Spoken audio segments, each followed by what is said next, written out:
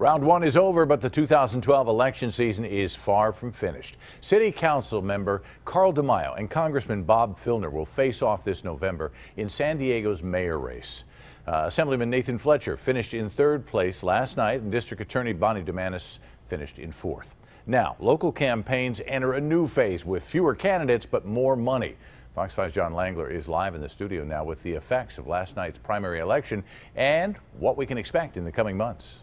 Now, Lauren, from a possible shift in City Hall politics to a mayoral race that could get national attention, political analysts say the second half of the 2012 campaign will be extremely interesting. They spent millions of dollars, spent hours talking at each other. And in the end, we only have a sliver of clarity. And so this is big-time politics. What was learned after Tuesday's primary election? The control of the city council is on the line between Democrats and Republicans. Political analysts say it's a mixed message. Well, I think it was clearly a defeat for organized labor and the Democrats. Highlighting the battle for mayor. From the right, Carl DeMaio took first. From the left, Bob Filner took second.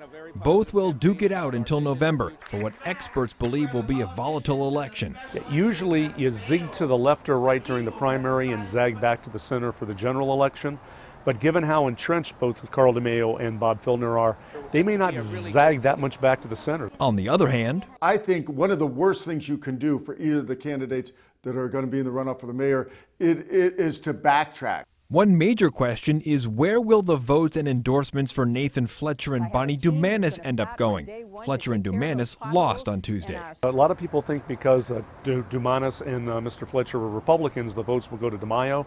That's not a lock. There are a lot of Republicans that don't like Carl DeMaio, and there are a lot of Democrats that don't like Bob Filner. Where do those people go? The same can be said for the city council races. While Republican-supported Scott Sherman took a surprising victory in District 7, incumbent Democrat Sherry Leitner is in a tough battle for District 1 with Republican Ray Ellis. Come November, it's going to be either 5 Republicans or 5 Democrats, the majority.